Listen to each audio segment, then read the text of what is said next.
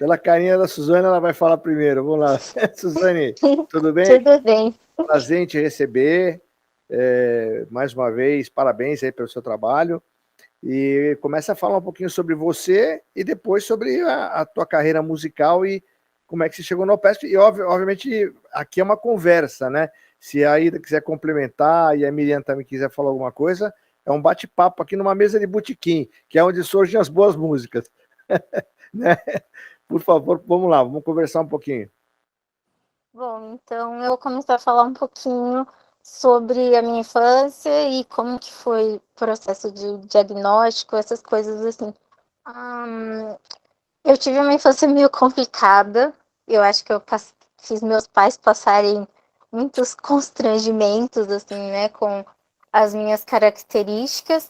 E foi bem difícil, assim, porque às vezes as pessoas criticavam, falavam, sua filha é estranha, ela é esquisita, mas ninguém falou para os meus pais assim, procura um psiquiatra, procura um psicólogo, tenta investigar o que está acontecendo.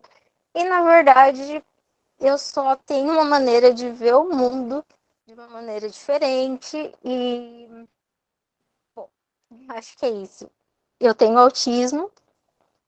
E, assim, foi bem complicado até conseguir chegar na universidade e tudo, porque eu só recebi o diagnóstico faz pouco tempo.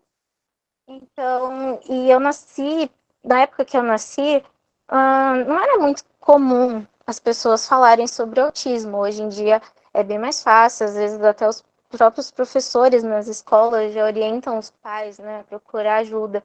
E acabou que como é um autismo feminino, também tem a questão da gente ir se adaptando com o passar dos anos, né? A gente começa a meio que imitar as coisas que as outras pessoas ditas normais fazem e a gente tenta ficar mais parecido mesmo, né? Tenta esconder as nossas características e as coisas que a gente faz que as pessoas costumam olhar e falar, não, é estranho. Então, eu lembro que na escola eu imitava muito, assim, o que as meninas populares faziam, sabe? De tipo, minha cor favorita é roxo, e aí alguém falava que era rosa, e eu, minha é rosa também. Então, acabou passando despercebido, assim. E como eu sou nível 1 de suporte, né, quanto maior o nível de suporte, mais suporte a pessoa precisa, mais dificuldades ela tem. Então, acabou passando despercebido, assim. E a minha carreira na música, eu conheci o clarinete, eu tinha 10 anos, num projeto que inclusive não tem mais, mas seria muito importante que tivesse, um projeto chamado Musicalizando e Alfabetizando, que cada semana os professores levavam um instrumento diferente na classe, apresentavam para os alunos, e eu só lembro do clarinete, assim, eu não lembro dos outros instrumentos, e aí começou o meu hiperfoco no clarinete. E aí, por diversos motivos, né, distância da banda municipal, algumas outras coisas, eu não consegui fazer aula, e ficava com isso na cabeça, e eu quero tocar clarinete, é esse instrumento mesmo, não quero saber de outra coisa, e acabou que, seguindo esse sonho, com quase 16 anos, eu consegui fazer a minha matrícula na banda municipal da minha cidade, e aí, a partir disso, é uma coisa que eu falo para todo mundo, a música foi a minha primeira terapia. Porque eu não sabia do diagnóstico, era muito difícil o meu convívio com as outras pessoas, era muito difícil sair de casa, era muito difícil fazer muita coisa. E com esse hiperfoco na música, eu acabei conseguindo conquistar coisas que sem ela não teria conseguido. Como, por exemplo, sair da minha cidade para estudar em São Paulo. Eu fui sozinha, assim, eu consigo fazer algumas coisas sozinhas, mas a música fez com que esse hiperfoco meu fez com que eu falasse, não, é isso que eu quero, eu quero estudar em tal universidade, e até conseguir chegar na universidade que eu queria estudar, com o professor eu queria estudar, eu não sosseguei, eu não fiquei tranquila, assim. Então, a música, para mim, foi muito boa. É muito boa, né? Maravilhoso, assim, poder ter esse contato.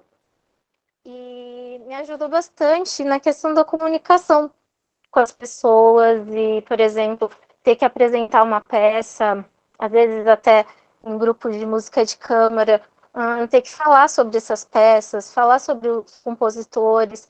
Isso foi importantíssimo, assim, na minha vida, porque eram coisas que sozinha eu não conseguia fazer. Mas olha só, você já é a comprovação, né? É bastante emocionante a tua fala, porque você é a comprovação de que a música é um instrumento de cura, ou de tratamento, pelo menos, né?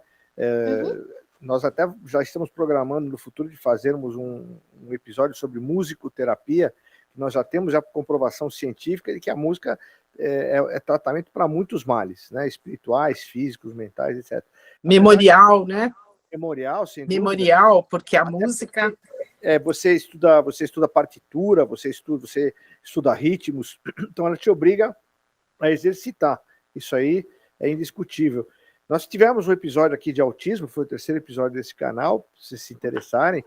Nós tínhamos lá uma professora que lida com músicos que têm o autismo, mas músico como você, nós não tínhamos trazido, e por isso que eu fiz questão que você viesse, que, na verdade, não considera uma deficiência, né? O autismo é considerado apenas uma forma de ser. A pessoa é diferente no sentido de ser daquela forma, né? E as pessoas às vezes não entendem como sendo assim, né? Tanto é que você alcançou o nível que você alcançou como uma pessoa qualquer, né? Então é importante que a gente ressalte você, Suzane. Eu acho que está sendo bacana estar falando a respeito, porque a gente às vezes fala com pessoas que têm filhos com esse transtorno, né? E que falam, não, mas olha, não dá, não vai conseguir, não, você não consegue, você consegue sim. A própria introdução aqui do nosso programa, nos depoimentos, mostra que se consegue sim, é só a gente ter o caminho, né? Mostrar o caminho e dar.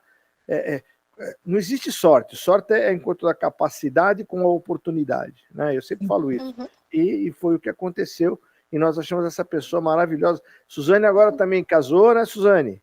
Sim. Suzane vai logo fazer a família dela, que parabéns, fiquei feliz por isso também. Fala um pouquinho. Obrigada. Fala um pouquinho de você, dessa parte aí. Seu marido é músico também? Não, meu marido é enfermeiro. Ah, enfermeiro. E por coincidência, ele foi a pessoa que...